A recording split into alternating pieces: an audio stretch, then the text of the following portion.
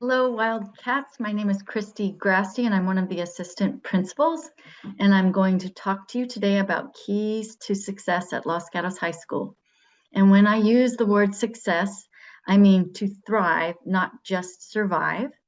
And I also mean that every student deserves to thrive in high school. We all want all of you to be set up for success, to be healthy, happy, balanced, and engaged in school, ready to learn each day. I'm going to go over four main keys to success in school. And the first is the importance of curiosity and developing curiosity in a subject or subjects. And the second is the importance of staying on top of your homework. You need to keep track of it. You need to complete it in a timely fashion, and you need to turn it in on time. The third key is probably the most important key to success, and that is being able to manage your time well. You need to have a daily routine that sets you up for success, and you need to plan and organize your time so that you can be on time and not waste precious time, and so that you can attend to all of your responsibilities. The fourth key is limiting cell phone use and limiting unnecessary technology use. Studies show that students lose a lot of sleep and face increased stress and anxiety due to excessive phone use. The first key, again, is the importance of developing genuine curiosity in a topic or subject. And you may already know what your favorite subject in school is, or you may not, and that's okay. But one of your goals should be to find something that you're really interested in studying and exploring further. Curiosity to learn could be related to something that interests you in math, in history, in English, a world language, science, art, music, drama, or another area. Hopefully, during high school, you will explore an area of interest in greater depth. You might join a club of interest or research an issue of concern, or do a service project, or take action to help a cause. When it comes to college admissions, we all know that getting good grades matter, but most important is that you actually enjoy and engage in the process of learning about something that you're interested in, something that matters, and something that you're curious about. And this kind of learning can take place both inside and outside of the classroom. Next, the second key is to keep up with your homework. Mathematically speaking, zeros in the grade book really bring your grade down. So it's important to keep track of your homework by writing down assignments and due dates, and to use a planner or a calendar or some kind of system that works for you to stay organized. Then you need to actually do your homework and not procrastinate. And if your teacher gives you some time in class to start your homework, you should take advantage of that, because then you can actually get it started before you leave school. You can ask questions if you don't understand before you leave school.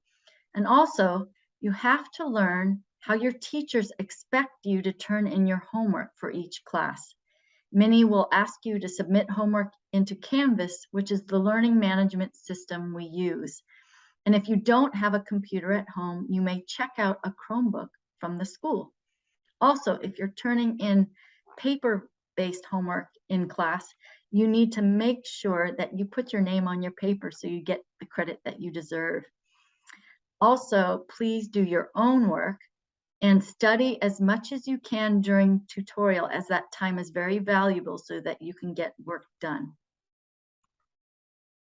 The third key is time management. And as I said, this is likely the biggest key to school success. You need to create a schedule that allows you to get enough sleep and to wake up early enough so that you can arrive at school by 8:20 a.m. When the bell rings at 8:30, you're actually already late. So you don't want to miss the beginning of class, because that's when a lot of important information about how the period runs is given. And again, you need a system such as a planner or calendar to help you manage your schedule. Also, the 40-minute daily tutorial period counts as instructional minutes, and you need to be in a classroom during tutorial that is on your schedule, or with a teacher that you have made arrangements with in advance to be in their classroom to study. you need to stay in a classroom until the end of tutorial. Sometimes you may have to go to 2 different classrooms during the tutorial period, but nonetheless, you're expected to be in a classroom or classrooms for the full 40 minutes of tutorial. And one last piece of advice is to please put away or turn off your phones and messaging applications for at least 20 minutes one day each weekend, such as Sunday night, to plan your week ahead. So that means you should look at your schedule for the coming week and know what homework that you will have due, and you should plan where you need to go for tutorial that week. In other words, as Benjamin Franklin said, for every minute that you spend organizing, an hour is earned. In other words, you actually save time by using time in advance to get organized, because then you end up knowing your plan, and then you have more clarity about what you are to do each day. And then you start feeling less stressed because you get more accomplished each day in the precious time that you have. So being organized is key. And the fourth key is to free up time by limiting your social media use and technology use, such as the time you spend texting or gaming online. And we all know that everyone needs an outlet to relax from time to time, and that's understandable. But we also have seen an increase in anxiety due to students spending several hours each day on their devices when you don't need to. So please know that you can find more calm and peace and less stress and more success in your life if you use your phone less. Next, you will hear some words from a few students who have some wise advice to share. And I need to thank Avni, Alberto, Shalini, and Maya for your words about the themes listed on this slide. So please listen to them because they have some good ideas to share with you. How do I stay organized? Personally, having a planner has been really helpful for me. I use it as a place to keep track of my events every day, like sports, clubs, meetings, things like that. And I also use it as a place to just list all my assignments and their due dates. I think it's really helpful to have a place to write things down so it's not all juggling in my head. And I definitely recommend getting a planner or having a Google Calendar even. Hey, incoming freshmen. I'm here in the main hall, right in front of House 1, and I'm here to give you some advice on how to do well in school. My advice to you guys is really knowing what resources are here to help you and that you have access to throughout your entire high school career. The main resource you have is your guidance counselors. They're pretty much there for anything that you need. They can switch classes for you. They can offer any type of help or support. And they're also here in the main hall.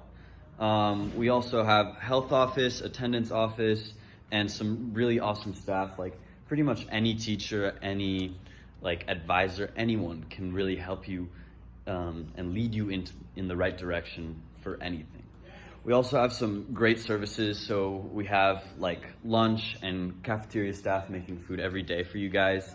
We also have Cassie and the Wellness Center here for anything you need at any point in time. Thank you. Something I wish I knew is that academic success is not linear. You know, you could be super successful in one area and then just completely not in another. Even within specific classes, you could do super well in Unit 1 and super poorly in Unit 2.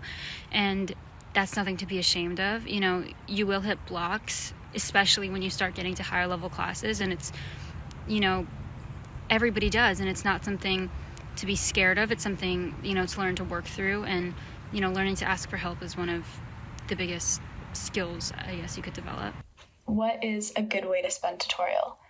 I personally think the best thing you can do during tutorial is go talk to your teachers. Whether you have a question about the homework or maybe some content you learned in class, they are amazing resources and they're there to help you. They want to see you succeed. So using that time that we have built into our schedule to go talk to them and ask them any questions you may have is super important, and I've found it to be such a valuable part of my day. So go talk to them. They're awesome. And I just want all of you to know that you got this, Wildcats, and thanks for listening and watching today.